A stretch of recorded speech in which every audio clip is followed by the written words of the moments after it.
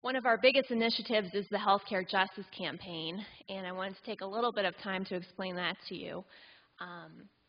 We got together with some of our normal allies, as in community organizations, labor groups, some progressive doctors who have championed this issue for many, many years. And we decided that we needed to broaden our coalition in order to try to get somewhere politically.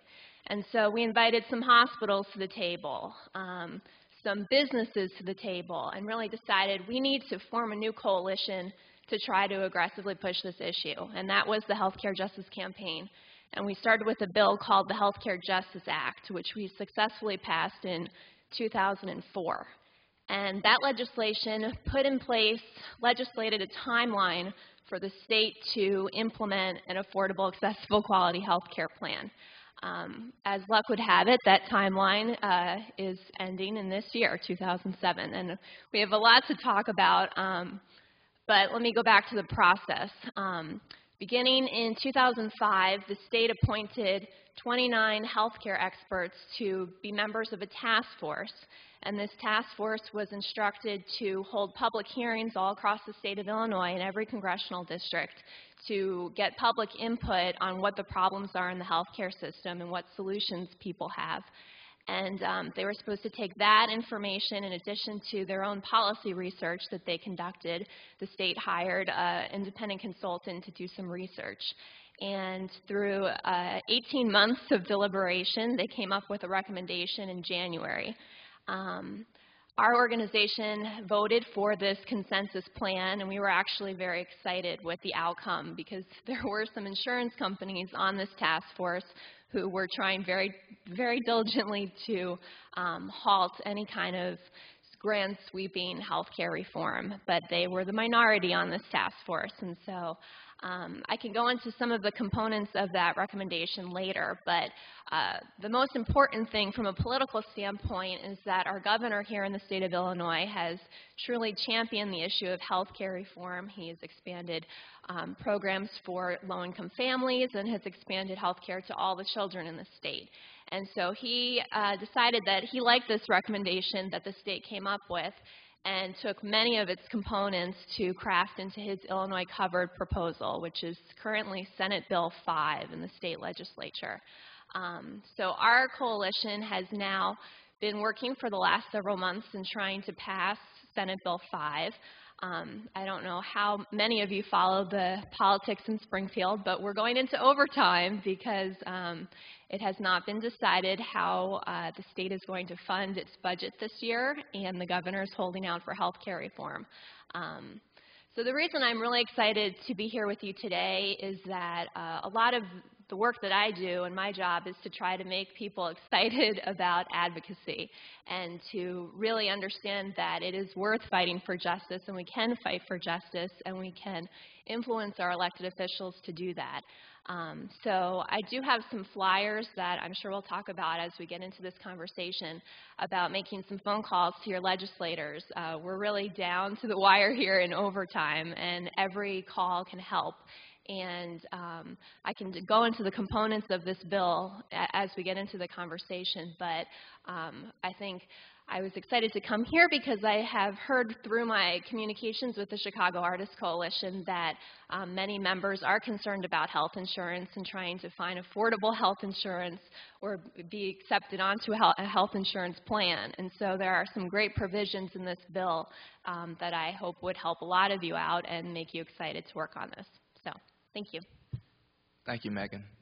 Scott, would you like to introduce yourself? Sure. My name is Scott Waguespack, and I'm actually probably one of the newest members of the Chicago City Council. I just was elected in the recent runoff election just a few weeks ago and only been in office for a little over 2 weeks. So I haven't had much time to concentrate on some of the issues that we might talk about tonight, but let me give you a little background about some of the people that I've worked with over the years and some of the reasons why I think it's important to be an advocate for art and culture here in Chicago and pretty much throughout the world. I was a former Peace Corps member, and I was able to work with artists when I was in the Peace Corps for the first time in in a school for deaf children. And I taught carpentry with power tools, and that was one of the most fascinating experiences, trying to teach deaf children how to use those to create different objects that they could take with them wherever they went. And in Africa, you didn't really have too much of an opportunity to do that, but we were able to fund programs by gaining grants through different organizations here in the United States. Jump forward a few years, and I found myself here in Chicago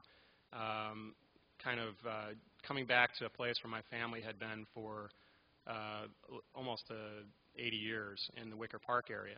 And so my background in Wicker Park was always working, or at least finding myself working or being around artists in that area, which many of you know it used to be a haven for, well, it still is a haven for artists, but they've found themselves running into a buzzsaw of development that forces people out and finds them having to move further away from that area to places like Logan Square or even further north or west. So one of the things I've been working on lately, and just in the Wicker Park area, is with the Wicker Park Committee to find ways to help fund the movement of artists from the Acme building to a possible new location at an old church that's been kind of defunct for many years. And speaking of working with state legislators, I think it's an important time right now to reach out to your legislators to find ways to fund projects like this where in this end game where the budget's being bounced around back and forth and people are making deals, you can almost kind of slip in and find ways to pull out a little bit of extra money to fund these important projects. And that's one thing I'm working on just in the last couple days. Being in office only for a couple weeks, it hasn't allowed me too much opportunity to do that. I've also had the opportunity, a very unique opportunity that I think has taught me a lot, and that was to become friends with an artist who was the artist for Saddam Hussein. And he's been living with me off and on for the last few years, and I've learned a lot from him about how art used to work in Iraq over the years that Saddam was there.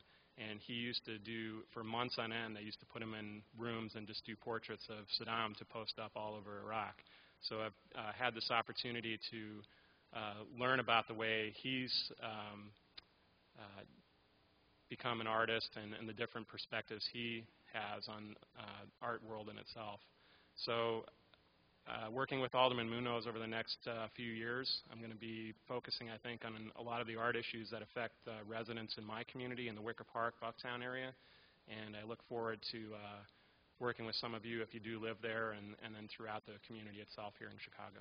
Thank you. Good deal. Thank you, Scott. We'll have to take a picture of Scott's hair and in a couple years see how many gray hairs he has compared to how many he started with. So thank you for your introduction.